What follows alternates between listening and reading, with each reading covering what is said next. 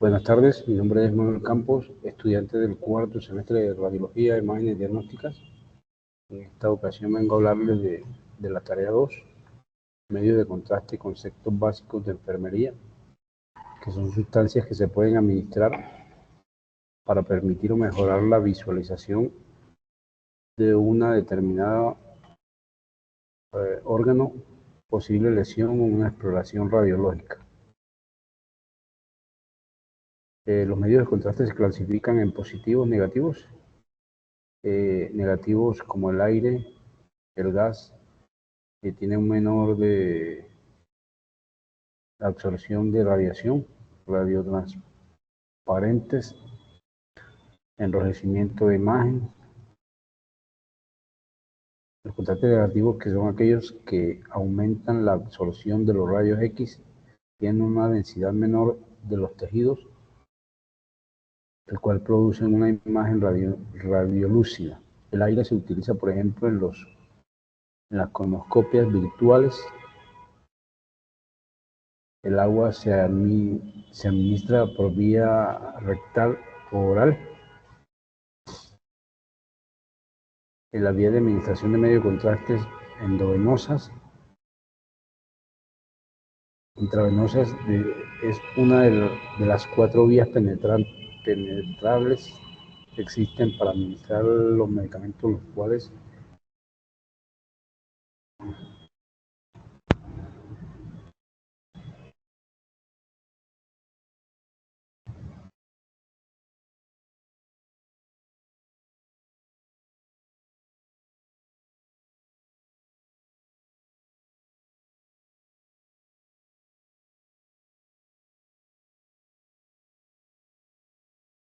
por vía oral,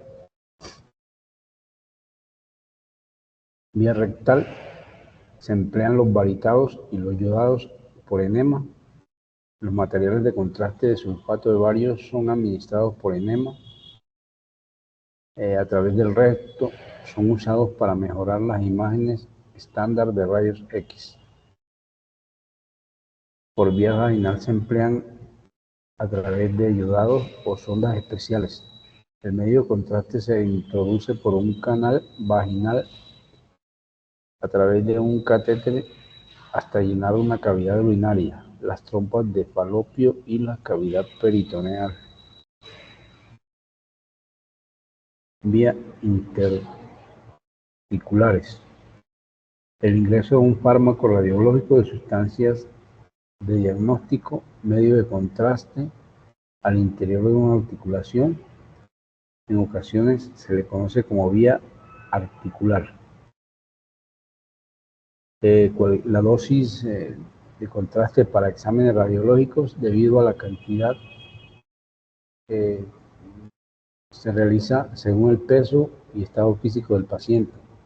Por lo general se usa 1 centímetro por kilo. Y en resonancia 0.2 miligramos por kilogramos en adultos.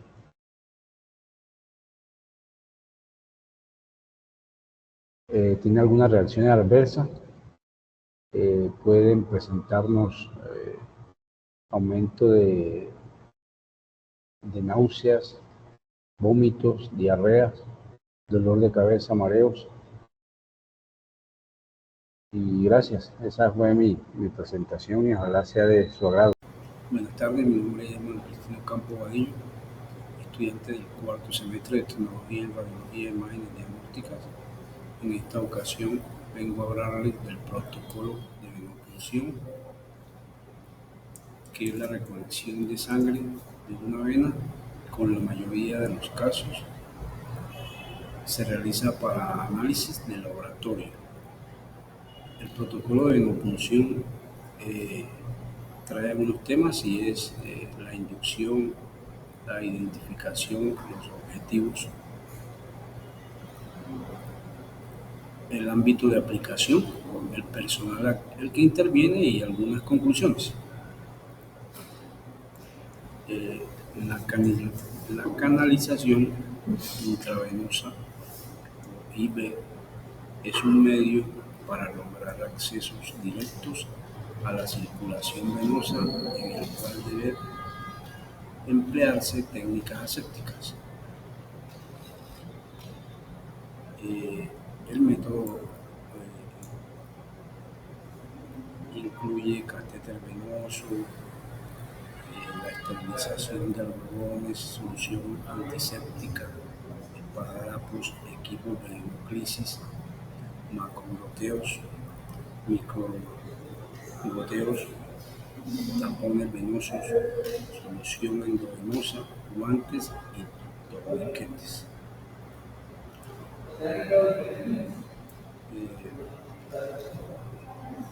Se dice que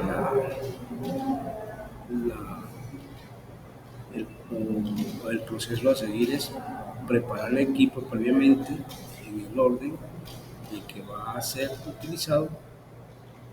Hay que revisar la integridad de los empaques conforme a la fecha, vencimiento, los equipos a utilizar. Indicaciones.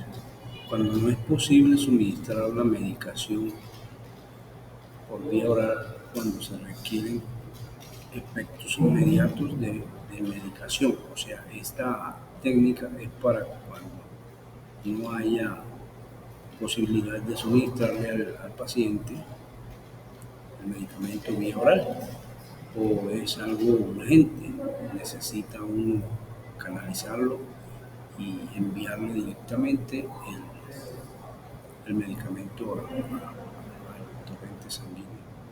El procedimiento a seguir con todas las normas técnicas, el protocolo institucional de lavado de manos, el catéter periférico, elementos de bioseguridad, manejo y elección del sitio a canalizar, la selección de una vena.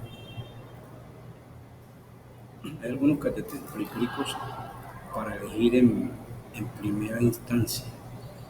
Las venas distales para preservar las venas proximales para posibles cambios de sitios de la locomoción, lo cual interviene en la disminución de flebitis. De la preferencia se deben utilizar las venas de las extremidades superiores. Aquí les muestro previamente en el gráfico. En los lactantes o las madres lactantes o los niños pequeños, las venas a canalizar de preferencia son la metacarpianos, las manos, la fosa anticubal, el arco dorsal de los miembros inferiores, o sea, las manitos, los piecitos. La instalación y fijación del catéter. Los catéteres venosos periféricos son los dispositivos más utilizados en la administración endovenosa de fluidos. Aquí se lo muestro con el gráfico. Ahí cada uno una clase de catéter para cada necesidad. Hay algunas precauciones cuando se va a usar o se va a aplicar esta técnica. El no uso de las joyas, las pulseras, anillos, relojes, uñas cortas, sobre todo las damas, aplicación de esmaltes y las normas de bioseguridad como en todas partes. Una gráfica donde muestran un ejercicio de evaluación y alguna bibliografía y gracias por su atención. Bueno, mi nombre es Divanis Miranda, le voy a hablar sobre las vías de administración de medios de contraste, función renal, creatinina y tasa de filtración glomerular. Las vías de administración de medios de contraste. Existen diversas vías de administración, cada una con sus ventajas y desventajas. La elección de vía adecuada es crucial para garantizar la efectividad del diagnóstico radiográfico. La principal vía, la más utilizada, es la vía intravenosa. Es para la administración de medios de contraste. Permite una rápida difusión en el sistema circulatorio, facilitando estudios de imágenes en tiempo real, minimizando los tiempos de espera para los resultados. En la vía intravenosa, su objetivo principal es aumentar la concentración del medio de contraste en el área especificada mediante la inyección directa en la arteria. Se utiliza más en procedimientos como angiografía, estudios de perfusión y algunas intervenciones terapéuticas. Sus ventajas es que mejora la calidad de las imágenes de los vasos sanguíneos, permitiendo la evaluación precisa de lesiones vasculares. Esta es súper importante en estudios como angiografías. Sus desventajas es que es un procedimiento más invasivo con mayor riesgo de complicaciones vasculares y también por pacientes alérgicos, porque el medicamento se dispersa con mayor rapidez en todo el sistema sanguíneo. También tenemos la vía rectal. Se utiliza en estudios como la colonografía por tomografía computarizada. Este método es menos convencional, pero puede ser eficaz para visualizar el tracto gastrointestinal con medios de contraste específicos. En la vía rectal, su objetivo principal es administrar medios de contraste en estudios de áreas pélvicas y gastrointestinal. Este se utiliza en procedimientos del colon, resonancias magnéticas pélvicas. Sus ventajas es proporcionar mayor visualización clara de estructuras pélvicas, útil en la evaluación de enfermedades del colon y recto. En sus desventajas puede ser incómodo para el paciente, también requiere tiempo adicional para la preparación. La vía oral. La administración oral de medio de contraste es común en estudios de tracto digestivo superior. Este método permite una mayor visualización del esófago, estómago y duodeno para diagnósticos precisos. Su principal objetivo es visualizar el tracto gastrointestinal mediante la ingesta del medio de contraste. Eso se puede realizar como en tomografías de abdomen y pelvis, donde se prepara un litro de agua. Tiene que tomárselo en un lapso de tiempo y después iniciar el procedimiento. Se utiliza principalmente en estudios de esófago, estómagos e intestinos. Sus ventajas es que no es invasivo y es segura para el paciente, permite evaluar la función y estructura del tracto digestivo. Sus desventajas es que es menos eficaz para visualizar estructuras fuera del tracto gastrointestinal, que puede requerir más tiempo para obtener imágenes. Y por último, la vía intraarterial. La vía intraarterial se emplea para administración de medio de contraste en estudios de resonancia magnética y radiografía del sistema nervioso central. Es un procedimiento delicado que requiere atención cuidadosa y experiencia médica.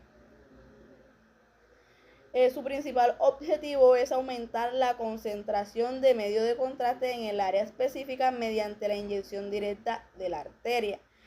Los principales procedimientos donde se utiliza es en la angiografía, estudios de perfusión y algunas intervenciones terapéuticas.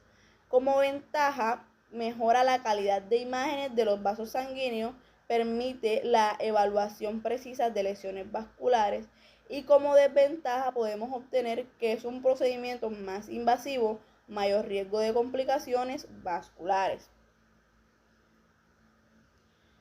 La función renal. La función renal es esencial para la eliminación de desechos del cuerpo y para el equilibrio de líquidos y electrolitos.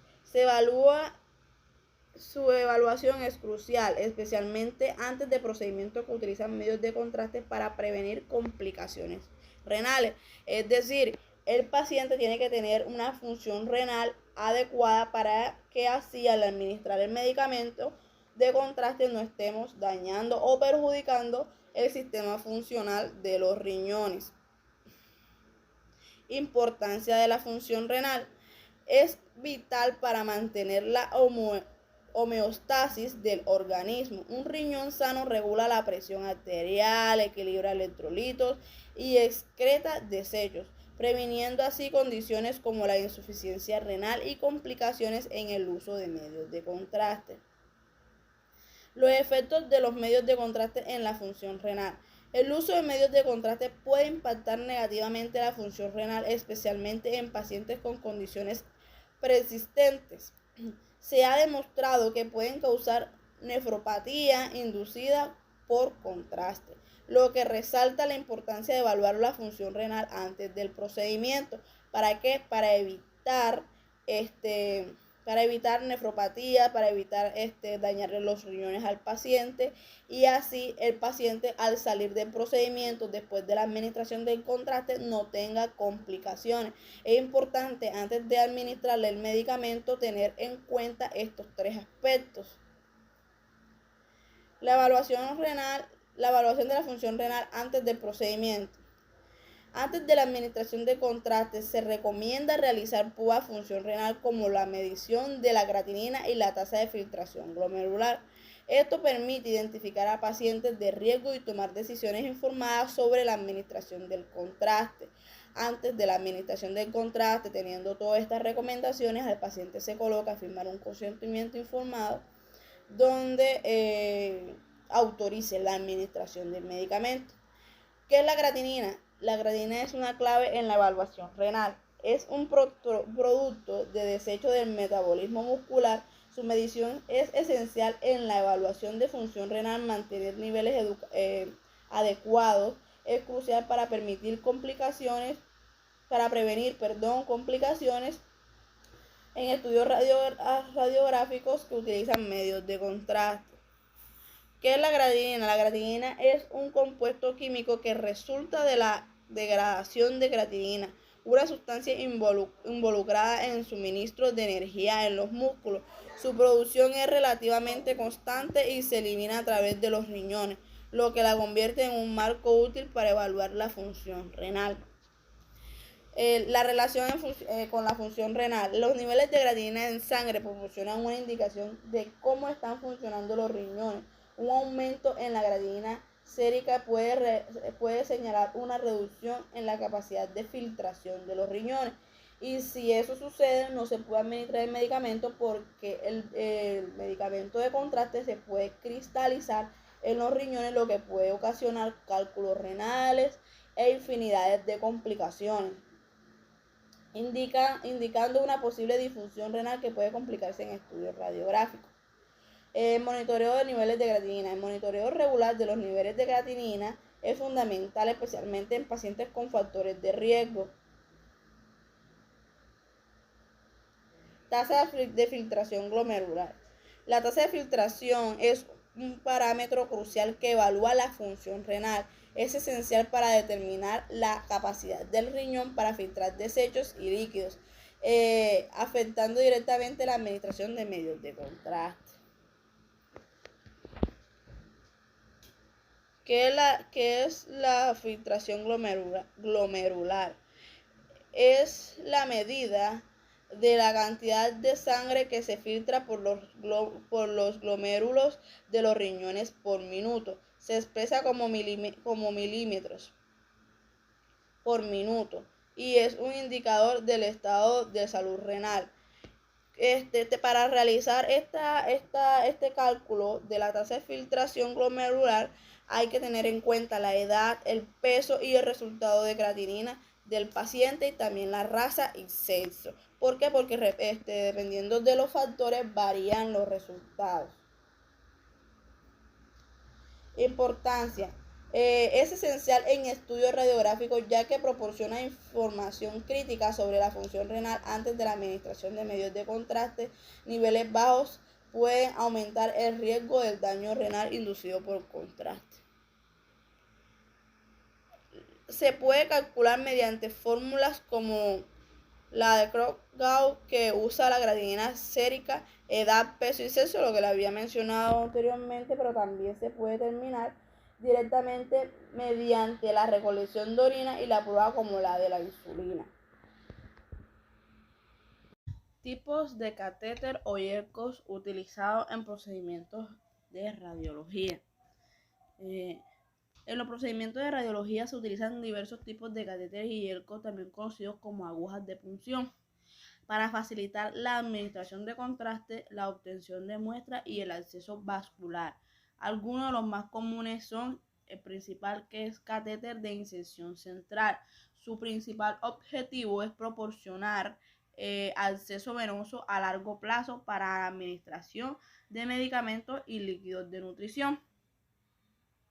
Se utiliza principalmente en procedimientos con pacientes con enfermedades crónicas, cáncer o aquellos que requieren tratamientos prolongados como quimioterapia, transfusiones de sangre o nutrición parenteral.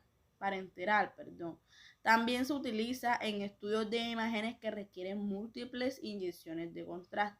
Este catéter se utiliza principalmente con pacientes de difícil acceso, como lo había dicho, pacientes que le han realizado quimioterapia, que es difícil, o la obtención de una vena periférica. También tenemos los catéteres periféricos, que su principal objetivo es facilitar el acceso venoso para la administración de líquidos y medicamentos.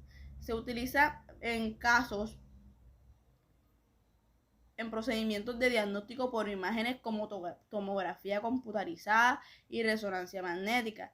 También se emplea en situaciones de emergencia o para la administración de contrastes en estudios más simples, como lo es, por ejemplo, una resonancia de cerebro simple y contrastada, una resonancia de columna simple y contrastada, o sea, solo contrastado, no cuando son pacientes con angiografía. También tenemos el catéter de drenaje, que su principal objetivo es drenar fluido, abscesos o colecciones de líquidos de cavidades corporales. Se utiliza en estudios de imágenes para drenar líquidos de quistes, abscesos o derrames pleurales. Pueden ser guiados por ultrasonido o TAC para asegurar la colocación adecuada. Catéter de angiografía. Permite la inyección directa de medio de contraste en el sistema vascular para obtener imágenes detalladas. Este catéter se utiliza en angiografías para evaluar enfermedades vasculares como estenosis, oclusiones y malformaciones vasculares. Es esencial en procedimientos intervencionistas como angioplastia o panangiografía, también conocido como el catéter femoral. Yelcos, de quinto tenemos a los yelcos o agujas de punción, que su principal objetivo es proporcionar acceso temporal a un vaso sanguíneo para la administración de líquidos o la obtención de muestras. Se utiliza en la obtención de muestras de sangre, administración de contraste en estudios radiológicos, para la infusión de medicamentos. Su uso es común en emergencias o en situaciones donde se requiere un acceso venoso rápido. Y por último, tenemos el catéter de balón, que su función es abrir arterias o venas estrechadas mediante la dilatación de la luz del vaso.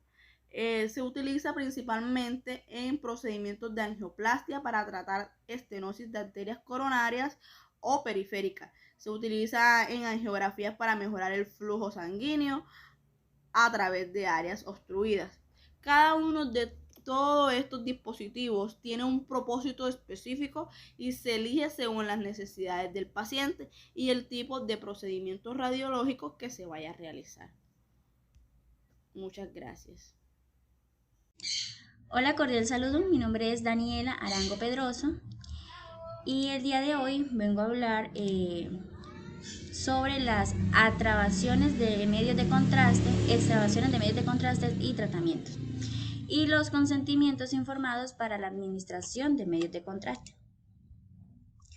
Primero empezamos con la extravasación, que es un medio de contraste en una complicación que ocurre durante procedimientos de imágenes donde el contraste se filtra en varios vasos sanguíneos.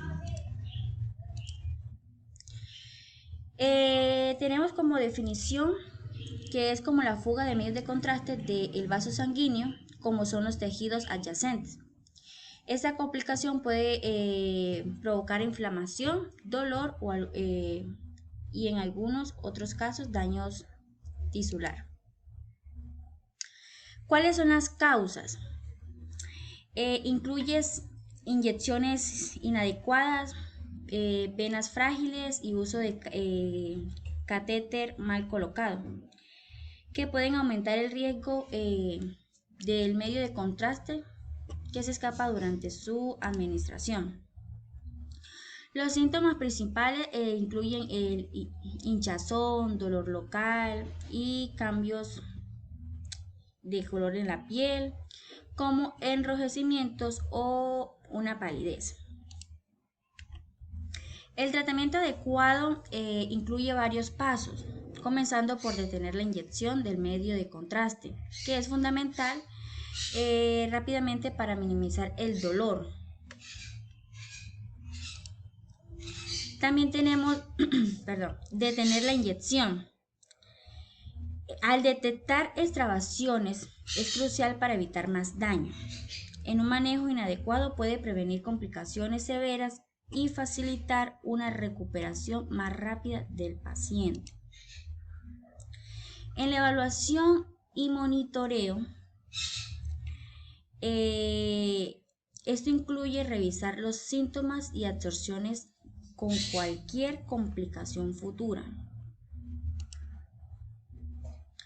Las compresas frías y calientes deben aplicarse en las primeras 24 horas para reducir la inflamación. Después de ese periodo se recomienda compresas calientes para mejorar la circulación y facilitar la absorción del líquido. En la elevación ayuda a reducir la hinchazón y mejorar el flujo sanguíneo en el área, que es una recomendación común en el manejo de la extravasación de medios de contraste. Los medicamentos se pueden incluir analgésicos para aliviar el dolor en caso de inflamación significativa. Se puede considerar el uso de antiinflamatorios no esteroides para controlar los síntomas. El drenaje o intervención quirúrgica, en este caso severo, es donde hay acumulaciones de líquidos o necrosis tisular. Puede ser necesaria una intervención quirúrgica, un drenaje oportuno en clave de evitar complicaciones a largo plazo. Los consentimientos informados es un proceso crucial que asegura que los pacientes entiendan los riesgos y beneficios relacionados como la administración medios de contraste, promoviendo una toma de decisiones autónoma y consciente. La información sobre el procedimiento es para mejorar la visualización de estructuras internas durante estudios como la tomografía computarizada o resonancia magnética. Los riesgos potenciales incluyen reacciones alérgicas que pueden variar desde leves hasta severas, donde la tracción y efectos renales son precauciones especialmente en individuos con enfermedades renales. Los beneficios son significativamente la calidad de las imágenes, facilitando diagnósticos más precisos, como la correcta interpretación de estas imágenes que pueden ser vitales para el tratamiento adecuado. Las alternativas que pueden ser esenciales es cuando el paciente utiliza el medio de contraste si están disponibles. Gastos como resonancia sin contraste o escáneres como técnicas diferentes que pueden ser consideradas aunque su eficiencia pueda variar.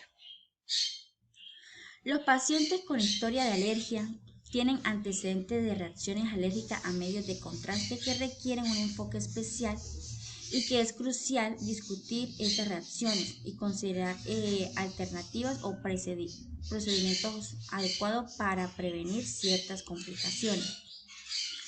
En el embarazo y la lactancia, deben recibir información sobre los riesgos potenciales de los medios de contraste. La capacidad cognitiva del paciente es que tenga un adecuado procedimiento. En caso donde el paciente no tenga esta capacidad, se debe involucrar familiares o titulares legales en el proceso de consentimiento. Las conclusiones analizando la extracción y consentimiento. Es el medio constante que representa un riesgo potencial durante procedimientos de imágenes, siendo importante su adecuada gestión y el respeto al consentimiento informado. En resumen de la extravasación, es un medio de contraste que se produce cuando el medio se escapa del vaso sanguíneo hacia los tejidos circundantes. Pueden causar síntomas como hinchazón, dolor y cambiar en la piel, como lo comentábamos anteriormente. Comprender sus causas, síntomas y tratamientos es esencial para mitigar riesgos y garantizar la seguridad del paciente. La importancia del consentimiento informado es permitir a los pacientes comprender los riesgos y beneficios de los consentimientos que involucran medios de contraste. Esto no solo representa la autonomía del paciente, sino también ayuda a prevenir complicaciones y malentendidos relacionados con el tratamiento. Las recomendaciones para la clínica. Los profesionales de la salud deben educar a los pacientes sobre las posibilidades y riesgos de la extracción y asegurar que den consentimiento informado. Esto es todo. Muchísimas gracias. Hola, cordial saludo. Mi nombre es Daniela Aranco Pedroso, estudiante en Radiología e Imágenes Diagnósticas. Vamos a estar hablando sobre el protocolo de colocación de sondas Fonley y Nelaton. El protocolo de colocación de sondas Fonley se utiliza para administrar líquidos o medicamentos en el colon, aunque su uso es más común para el drenaje vesical. El material necesario para la sonda Fonley se requiere de los siguientes materiales: una sonda Fonley adecuada, lubricante a base de agua, jeringa de 10 milímetros con solución salina o agua estéril. La preparación es vital: explicar el procedimiento al paciente y obtener su consentimiento informado, que es lavarse las manos, colocarse guantes estériles, que son pasos previos para ayudar a prevenir una infección. La posición del paciente, en este caso, es ser colocado en decúbito lateral izquierdo, imitando una posición fetal. La lubricación es lubricar la punta de la sonda con un gel a base de agua, que es crucial, que minimizará la incomodidad y facilitará la inserción de la sonda durante este procedimiento. La inserción se realizará con cuidado, introduciendo la sonda en el ano y avanzando lentamente hacia el colon. La fijación es importante porque a la hora de fijar la sonda correctamente para evitar un movimiento accidental se puede utilizar cinta adhesiva o un método adecuado basado en la situación clínica. La administración es conectar la jeringa llena de solución salina o agua estéril, que es el siguiente paso.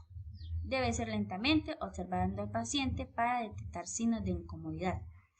La documentación es registrar el procedimiento, que es el último paso, pero es el menos importante, ya que se debe incluir el tamaño administrativo con cualquier observación relevante del paciente. La colocación de sonda Nelaton, cistografía. Este protocolo detalla los pasos necesarios para la colocación efectiva de la sonda Nelaton, utilizada principalmente para el drenaje vesical y cistográfico. Una correcta ejecución garantizará la seguridad del paciente y la efectividad del procedimiento. Los materiales necesarios son comúnmente de los que mencioné anterior, que es lubricar la base de la jeringa, con agua salina, estéril, colocarse guantes, utilizar toallas desechables. La preparación es lavarse las manos, colocarse guantes estériles, que es fundamental para evitar infecciones, para mantener la asepsia durante la colocación de la sonda. El posicionamiento es estar en posición supina, acostada boca arriba, con piernas ligeramente flexionadas. La lubricación es en la punta de la sonda, en el latón con gel a base de agua. La inserción es introducir con cuidado la sonda de la uretra del paciente, avanzando hasta la vejiga. La verificación es aspirar suavemente con una jeringa para verificar si hay retorno de orina, lo que indica una correcta posición de sonda en la vejiga. Y la administración de contraste para la cistografía, conectar una jeringa con medio de contraste a la sonda y administrarlo lentamente. La administración del contraste para la cistografía, la administración debe ser lenta y controlada, siguiendo las indicaciones específicas para evitar complicaciones. Y por último, la documentación del procedimiento, que es precisa y es esencial para el seguimiento médico, que es registrar cuidadosamente el tamaño de la sonda, cantidad y tipo de medio administrativo, y hacer observaciones para el estado del paciente en caso de incomodidad. Muchas gracias. Cordial saludo para todos. Mi nombre es Lizeth Karina Sanjonero Álvarez, estudiante de cuarto semestre del programa de Tecnología en Radiología, Imágenes Diagnósticas. En esta ocasión vengo a explicarles la realización de mi actividad, el cual consistía en escoger un tema para hacer una presentación en Prezi, el cual mi tema escogido fue tratamientos a reacciones adversas a medios de contraste, contraindicaciones para el uso de medios de contraste. Los medios de contraste son sustancias esenciales en procedimientos de imagen, utilizados para mejorar la visibilidad de estructuras internas del cuerpo humano. Su correcta aplicación es crucial para obtener diagnósticos precisos y efectivos en radiología. ¿Qué son los medios de contraste? Los medios de contraste son sustancias utilizadas en estudios de imagen que mejoran la visibilidad de estructuras internas, facilitando diagnósticos precisos. Son fundamentales en diversas modalidades de imagen como rayos X, TAC y resonancias magnéticas. Las categorías de los medios de contraste: existen diferentes tipos de medios de contraste, clasificados principalmente en iodados, que son utilizados en procedimientos radiográficos, de varío para estudios gastrointestinales, y gadolino, empleados en resonancias magnéticas. La función principal de los medios de contraste es mejorar el contraste en imágenes médicas, permitiendo distinguir entre diferentes tejidos, órganos y estructuras vasculares. Esto es vital para identificar patologías y guiar procedimientos clínicos. Las reacciones adversas a los medios de contraste pueden variar en gravedad, desde molestias leves hasta reacciones potenciales mortales. Es fundamental el reconocimiento y el manejo adecuado de estas reacciones para garantizar la seguridad del paciente durante los procedimientos radiológicos. ¿Qué son las reacciones adversas? Las reacciones adversas a los medios de contraste son respuestas deseadas que ocurren tras la administración de estos agentes. Pueden manifestarse de varias formas, siendo crucial su comprensión para el manejo adecuado en situaciones clínicas. Las reacciones leves incluyen síntomas como las náuseas, mareos, urticaria leve y sabor metálico. Estas generalmente no requieren intervención médica significativa, pero su monitoreo es esencial. Las reacciones moderadas abarcan urticaria severa, broncoespasmo y angioedema. Estas situaciones requieren tratamiento médico inmediato, monitoreo cercano para evitar complicaciones graves. Las reacciones graves incluyen situaciones como anafilaxia y edema de glotis que pueden ser mortales. Se requiere separación inmediata y tratamiento avanzado, incluyendo adrenalina y soporte vital. El tratamiento y prevención. El mejor manejo adecuado de las reacciones adversas a los medios de contraste es crucial para garantizar la seguridad del paciente al comprender las diferentes categorías de reacciones y sus tratamientos. Se pueden evitar complicaciones severas y mejorar la atención en radiología. Manejo de las reacciones leves. Las reacciones leves incluyen náuseas, urticaria leve. El tratamiento consiste en la administración de antihismáticos, reposo, hidratación oral o intravenosa. Los antieméticos deben emplearse si hay vómitos. El manejo de las reacciones moderadas. Las reacciones moderadas pueden incluir broncoespasmos y angioedema. Se deben administrar antihistamínicos y corticosteroides intravenosos junto con broncodilatadores para broncoespasmos y oxígeno, monitoreando signos vitales. El manejo de las reacciones graves. Las reacciones graves como la anafilaxia requieren la administración inmediata de adrenalina intramuscular y oxígeno a alta concentración.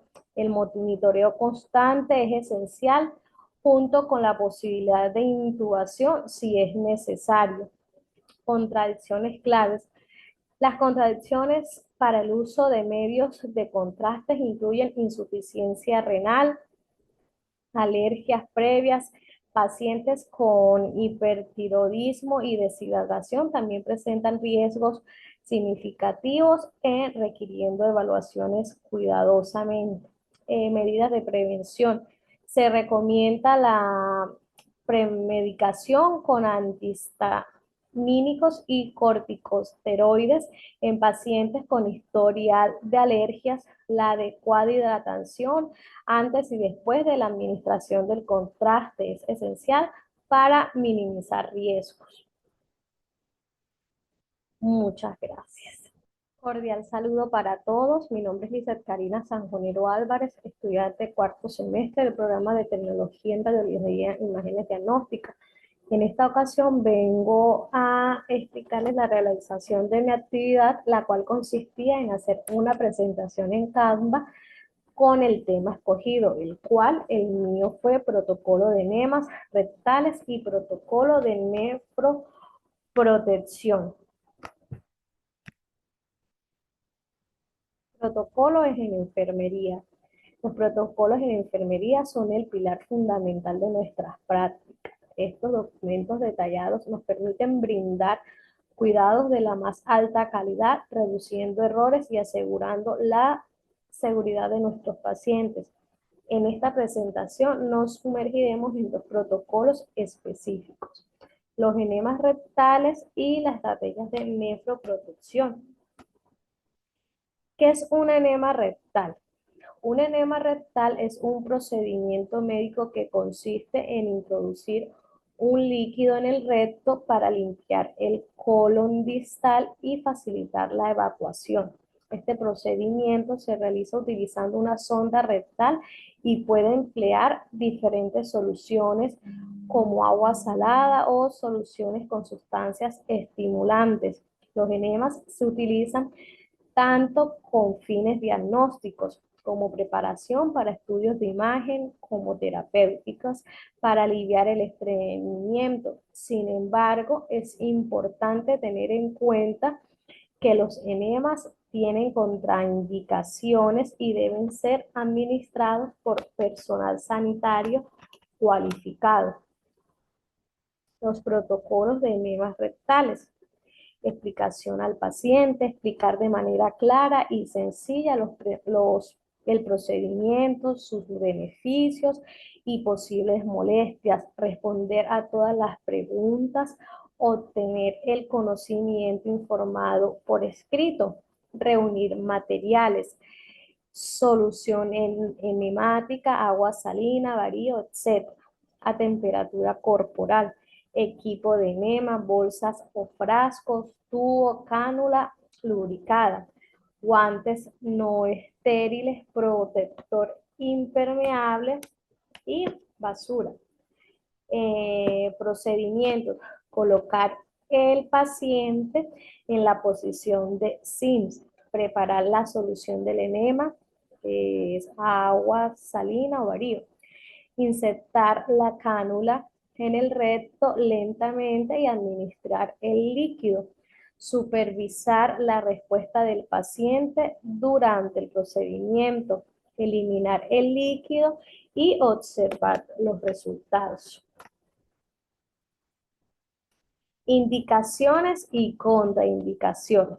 Las indicaciones, preparación para estudios de imagen. Los enemas se utilizan comúnmente para limpiar el colon antes de realizar estudios como colonoscopias, radiografías de abdomen o tomografías computarizadas. Esto permite obtener imágenes más claras y precisas de los órganos internos.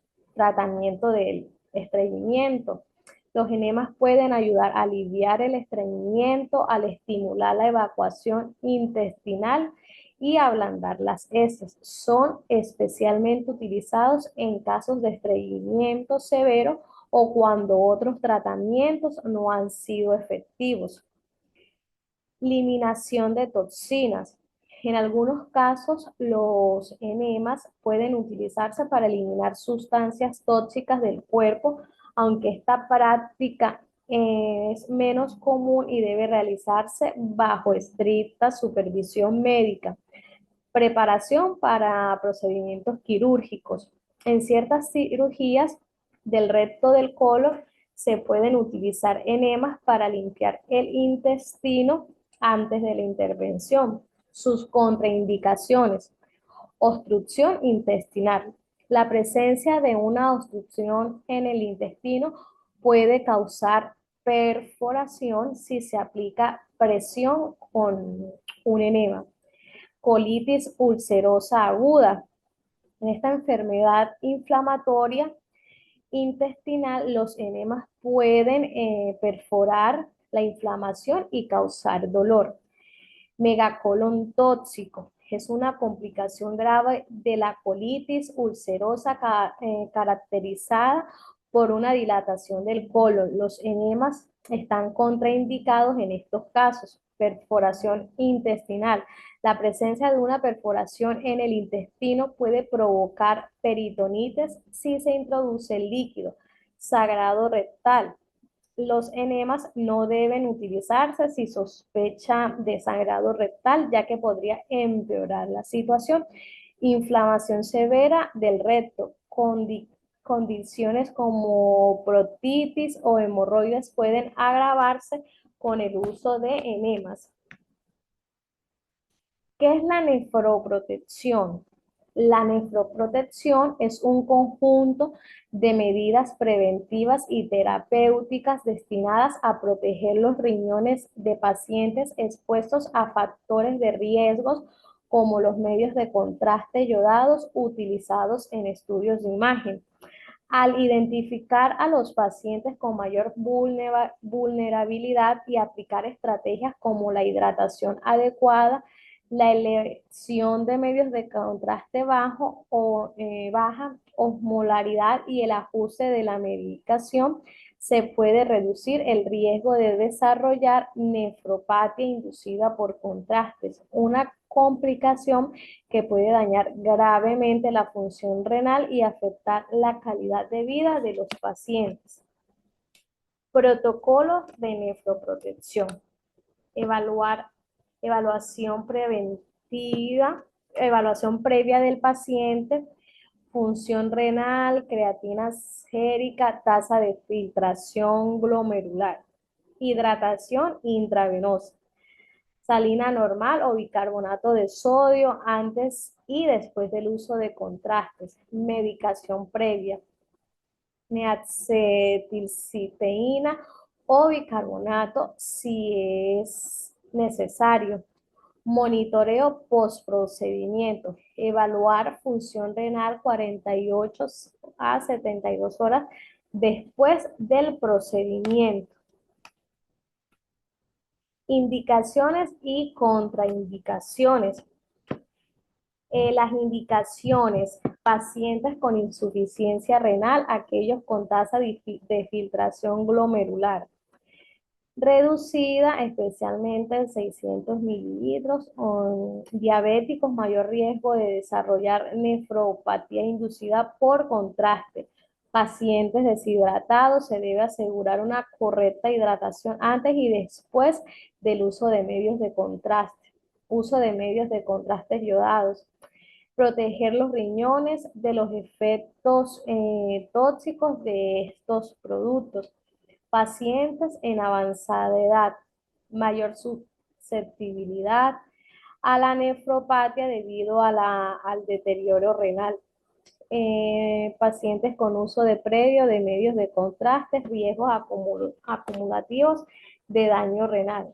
Sus contraindicaciones, hipersensibilidad a los agentes protectores. Si el paciente es alérgico a los agentes neuroprotectores como neacetilcisteína, emergencias médicas, situaciones donde no hay tiempo para aplicar medios de nefroprotección, como casos de trauma donde se necesita un diagnóstico urgente. Sobrecarga de volumen. En pacientes con insuficiencia cardíaca, donde la administración de líquidos podría agravar el cuadro. Pacientes con función renal normal, en estos casos la nefroprotección no es estrictamente necesaria. Uso de contrastes que no dañan los riñones. En ciertos estudios donde se emplean medios de contrastes que no afectan la función renal, no se requiere nefroprotección. Muchas gracias. Buenos días, mi nombre es Karina González Quintero, soy estudiante de cuarto semestre de programa de tecnología y radiología e imágenes diagnósticas. En esta oportunidad les voy a hablar sobre la tarea número 2 del curso de imagenología especial que se refiere a los conceptos básicos y cuidados de enfermería. Los temas de los cuales les voy a hablar son dosis de los medios de contraste en los procedimientos radiológicos, reacciones adversas a los medios de contrastes y técnicas asépticas para los procedimientos radiológicos. El primer tema del que quiero hablarle es sobre dosis de medios de contraste yodados para tomografía. Bueno, hay que tener unas consideraciones para la administración de medios de contraste. Hay que tener en cuenta el procedimiento que vamos a realizar para saber qué cantidad de medios de contraste se va a administrar al paciente. El peso también es importante saber para no sobredosificar al paciente con medio de contraste. En la edad hay que tener muy en cuenta saber si es un niño o es un adulto. En el sexo, en las mujeres se le aplica menor cantidad de contraste, puesto que tenemos un volumen menor de sangre en el torrente sanguíneo. Y en los antecedentes saber si el paciente es alérgico a los medios de contraste y para ver si tiene alguna deficiencia renal. Para ello es importante que el paciente se le haga un examen previo de creatinina para ver su función renal. Ya la dosis se calcula en miligramos por kilogramo de peso. En pacientes con sobrepeso debe hacerse un cálculo para no sobredosificar al paciente. Bueno, acá tenemos el cálculo de la dosis de medio de contraste iodado en tomografía. Es importante saber qué cantidad de medio de contraste se le va a administrar al paciente. Ya se dice que para los niños se dosifica de 1 a 2 mililitros por kilogramo de peso, pero se recomienda una administración de 2 mililitros por kilogramo de peso hasta los 30 kilos. La dosificación para hombres y mujeres se calcula con las siguientes fórmulas.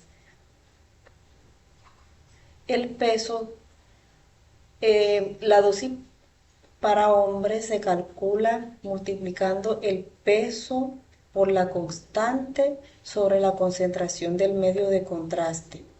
Ya la constante viene siendo de acuerdo al estudio que le vamos a realizar al paciente. Para cráneo y cara, tórax, músculo esquelético, miembros superiores se aplica la constante viene siendo de 350. Para músculo esquelético, abdomen, la constante es de 450. Y para los estudios de cuello, la constante es de 300.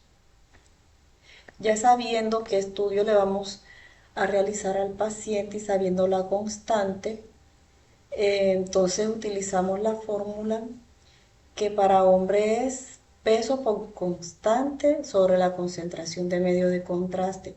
En la fórmula para dosis de mujer vendría siendo la misma fórmula para los hombres, pero con la diferencia que esta se va a multiplicar por 0,75.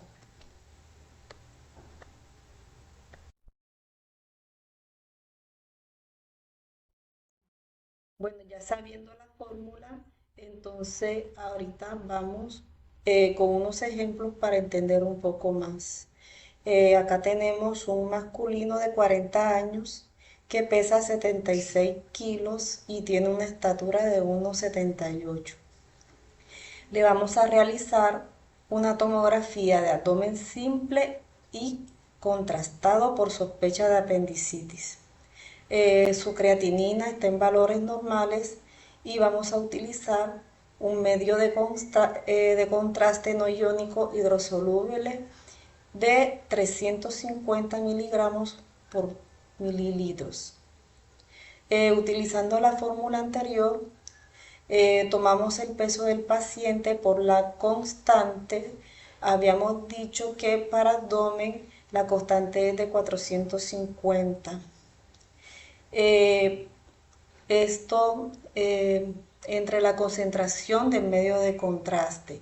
Haciendo el cálculo tenemos que para este paciente se le debe administrar una dosis de 97.7 mililitros. Ahora vamos con un segundo ejemplo. Un paciente de 7 años que pesa 23 kilos. Le vamos a realizar una tomografía de cráneo por sospecha de tumor glial. Tiene la creatinina también en valores normales. Vamos a utilizar un contraste no iónico hidrosoluble de 300 miligramos por mililitro. Entonces habíamos dicho que se multiplica lo ideal para un niño es administrarle 2 mililitros por su peso. Entonces multiplicamos los 2 mililitros por 23, que viene siendo el peso del paciente. A este paciente se le va a administrar una dosis de 46 mililitros. Vamos con un siguiente ejemplo. Una paciente femenina con sobrepeso. En este caso hay que corregir el peso para no incurrir en una sobredosis de medio de contraste. Bueno, este es el caso, es una paciente femenina de 40 años con un peso de 100 kilos y una estatura de 1,68. se le va a realizar un estudio de tomografía de extremidades por tumor en muslo derecho. Su creatinina está en valores normales y vamos a utilizar un contraste de 350 miligramos por mililitros.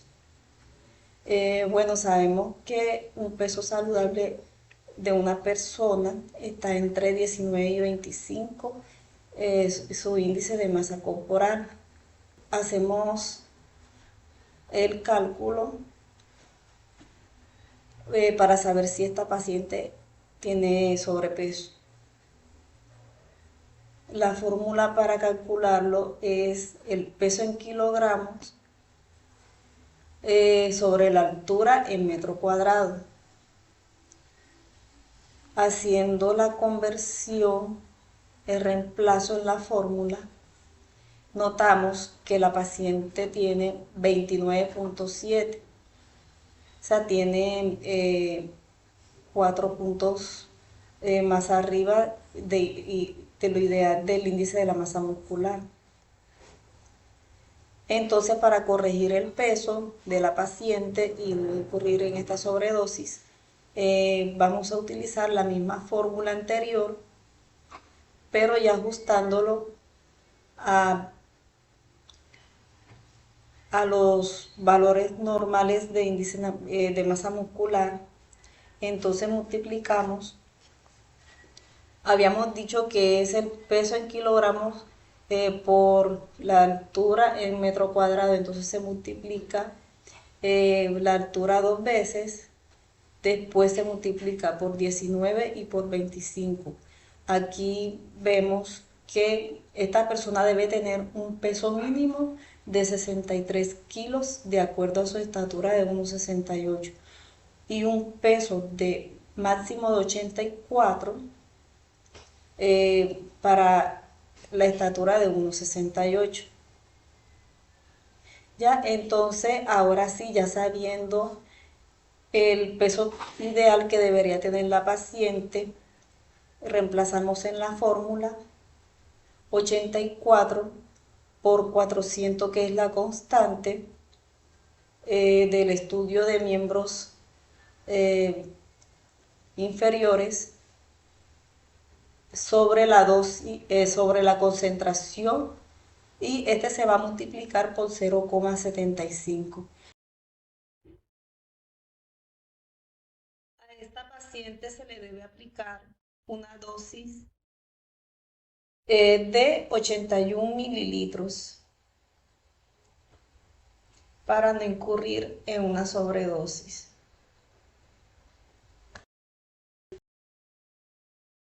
Ahora les voy a hablar sobre las reacciones adversas a los medios de contraste. Los medios de contraste en estudios radiológicos son fundamentales para mejorar la visibilidad de estructuras internas, permitiendo diferenciar tejidos, detectar patologías como tumores y problemas vasculares y evaluar el flujo sanguíneo. Ayuda en el diagnóstico de anomalías y en la planificación de cirugía, mejorando la precisión diagnóstica. Sin embargo, su uso como en los medios yodados para urografías y tomografías o el gadolinio en resonancia magnética pueden causar reacciones adversas en algunos pacientes.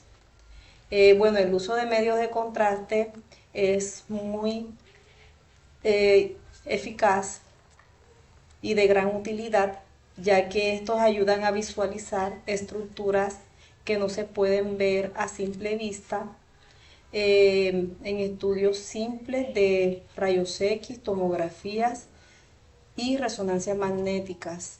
La administración de estos contrastes pueden producir reacciones adversas en los pacientes, ¿ya? Por eso hay que tener mucho cuidado al momento de administrar estos medicamentos.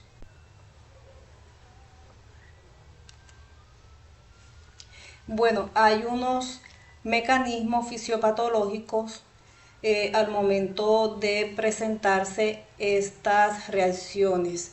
Ya tenemos la toxicidad directa y la hipersensibilidad. La toxicidad directa Las reacciones tóxicas o quimiofísicas se deben a la acción directa del medio de contraste yodado sobre células, tejidos, proteínas y sistemas enzimáticos. Afectan principalmente los riñones, el sistema cardiovascular y el sistema nervioso central. En los riñones puede producir nefropatías. En el sistema cardiovascular puede producir hipotensión, taquicardia, paro cardíaco. Y en el sistema nervioso central la persona puede presentar convulsiones, mareos, reacciones vasovagales y cefaleas.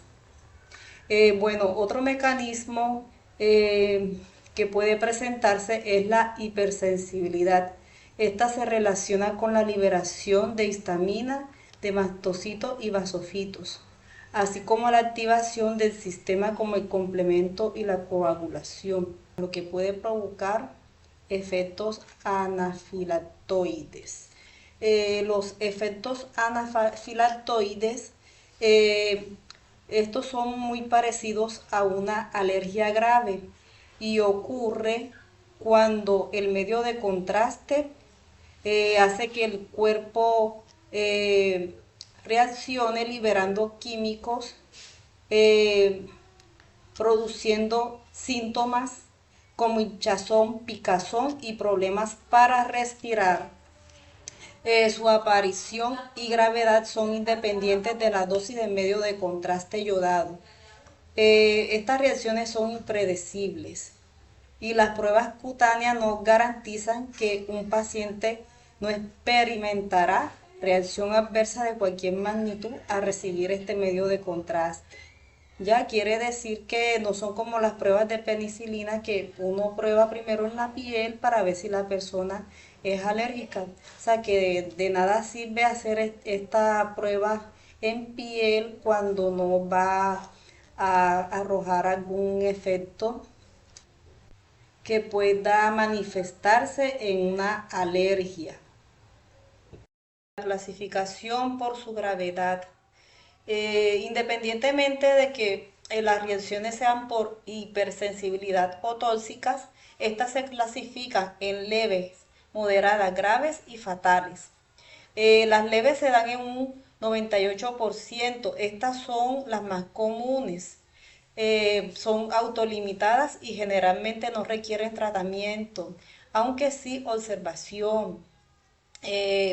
Ejemplo de estas reacciones son como náuseas, vómitos leves, estornudos, mareos, ribicundez. Es importante advertir al paciente sobre su posibilidad, ya que puede proceder a reacciones más graves. Moderadas se ven en un 1%, requieren de tratamiento y se caracterizan por una leve reacción sistémica con compromiso respiratorio, cardiovascular o gastrointestinal. Incluye broncoespasmo, disnea, taquicardia y vómitos graves. Las graves se dan en un 1% también. Estas requieren tratamiento e internación. Ejemplo de estos son edema laríngeo grave, shock, paro cardiorrespiratorio y convulsiones. Y las fatales son muy poco frecuentes, pero se pueden presentar en aproximadamente 1 de cada 170.000 casos, aunque las cifras pueden variar en los diferentes reportes. Ahora vamos con las reacciones adversas a los medios de contrastes de gadolinio. Las reacciones adversas a los medios de contraste de gadolinio no dependen de la osmolalidad, pero su nefrotoxicidad es mayor que la de los medios de contraste yodados en dosis isosmolares. Estas reacciones se clasifican en inmediatas y tardías. Las inmediatas ocurren dentro de la primera hora tras la inyección con la frecuencia de 0,1 0% a 2.4%. La mayoría son leves, como frío o calor en el sitio de la inyección. Puede producir náuseas, cefaleas y mareos. Reacciones alérgicas como urticaria y broncoespasmo son muy raros, en un 0,004% a 0,07%, y las graves menos frecuentes, que se dan en 0,001% a 0,01%. Las tardías pueden producir una fibrosis sistémica nefrogénica, descrita por primera vez en 2000. Está vinculada a la administración de gadolinio en pacientes con insuficiencia renal grave, afectando al 3% de los expuestos. Se manifiesta con placas cutáneas induradas y edematosas que pueden progresar y causar contracturas articulares o comprometer órganos vitales. No hay tratamiento efectivo y el diagnóstico se confirma con biopsia cutánea.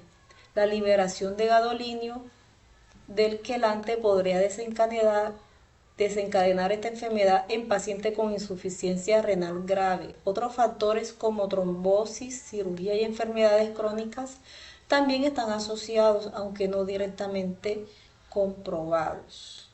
¿Ya? Muchas gracias por la atención prestada.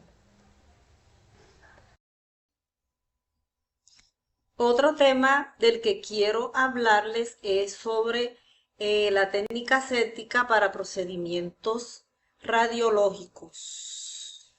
La técnica aséptica es esencial para evitar infecciones durante los procedimientos radiológicos, asegurando la protección del paciente y la calidad del examen. Un manejo adecuado de los equipos y la adecuada preparación del área de trabajo son fundamentales para lograrlo.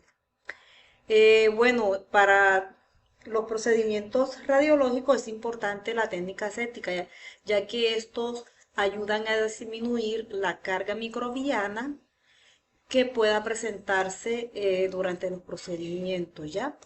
Se debe tener técnica aséptica antes y después de cada procedimiento. Bueno, acá está el concepto de qué es la asepsia. La palabra asepsia, etimológicamente hablando, está compuesta por el prefijo a, que significa ausencia, sí o falta, y sepsis, que significa infección o contaminación. Por lo tanto, definimos asepsia como sin infección o contaminación. ¿Ya? Cuando hablamos de la palabra asepsia, estamos diciendo ya que está libre de infección y contaminación.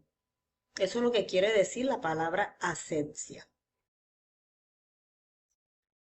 Ahora vamos a hablar qué es la técnica aséptica. La técnica aséptica es el conjunto de procedimientos y actividades que realiza el personal de la salud conducentes a disminuir al mínimo la contaminación microbiana durante la atención de los pacientes. Durante la atención de los pacientes debemos tener una buena técnica aséptica, ya que esto nos ayuda a disminuir la carga microbiana que pueda presentarse durante los procedimientos radiológicos. Ahora vamos a hablar sobre la técnica aséptica en el servicio de diagnósticos por imagen. En los servicios de diagnósticos por imágenes, los pacientes se clasifican en dos grupos: los que requieren métodos no invasivos, como radiografías, ecografías, TAC y resonancia magnética sin contrastes, y aquellos que necesitan procedimientos invasivos, como TAC y resonancia magnética con contraste. Los métodos invasivos implican mayor riesgo de infecciones, por lo que el personal debe tomar medidas de protección adicionales, especialmente con pacientes infectocontagiosos. Bueno, estamos viendo que existen dos tipos de pacientes. Aquellos que necesitan cuidados de protección adicionales en el caso de la tomografía y la resonancia con contraste, ya que debe haber una técnica aséptica al momento de hacer la punción para inyectar los contrastes, o cuando haya alguna arteriografía, ahí debe tenerse mucho cuidado para que no vaya a haber infecciones en estos procedimientos radiológicos.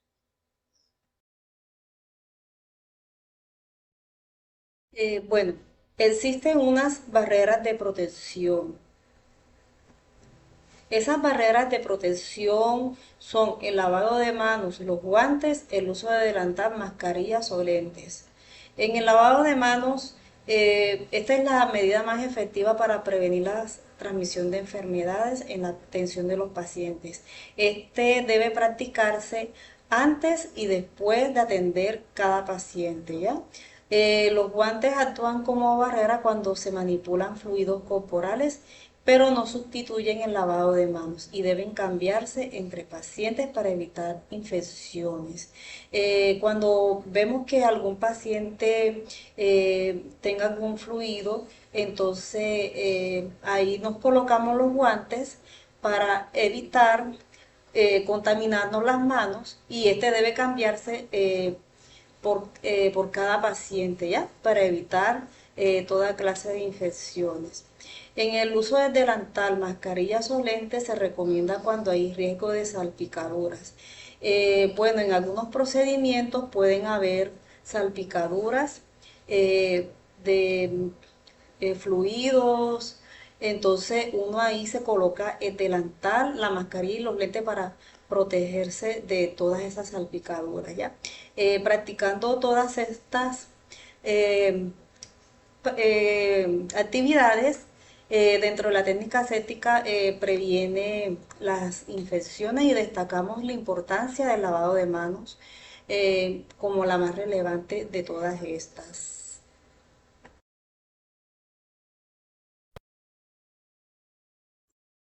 Bueno, hay un procedimiento que debemos practicar ante patógenos. Obligatoriamente debemos lavarnos las manos antes y después de haber estado en contacto con el paciente.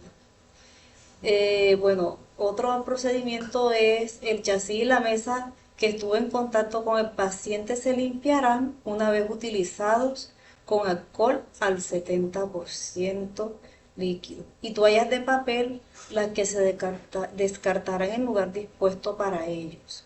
Ya cada vez que atendamos un paciente, debemos limpiar todo lo que tuvo contacto con este. En el caso de que el paciente pueda tener pérdida de líquidos orgánicos, se colocará una funda de plástico grueso de 100 micras sobre la mesa radiológica, que se procederá a lavar con agua y detergente, y la desinfección final con hipoclorito de sodio. Bueno, en la atención de los pacientes en consulta ambulatoria externa, no se pueden ver estos casos de pronto de pacientes que tengan fluido, algún derramamiento de fluido, pero sí, por lo menos en un hospital, que llegue un paciente mal herido, sangrando, entonces ahí es cuando uno toma esa funda, eh, protege con plástico donde vaya a estar el paciente, y todo esto debe desecharse en lugar dispuesto para ello. Luego, cuando se termine, entonces ahí sí procederemos a lavar con mucha agua y detergente, y una desinfección al final con hipoclorito de sodio. Eso en estos casos. Bueno, esto en cuanto al procedimiento para métodos invasivos del operador y del equipamiento utilizado en los procedimientos. Muchas gracias por su atención.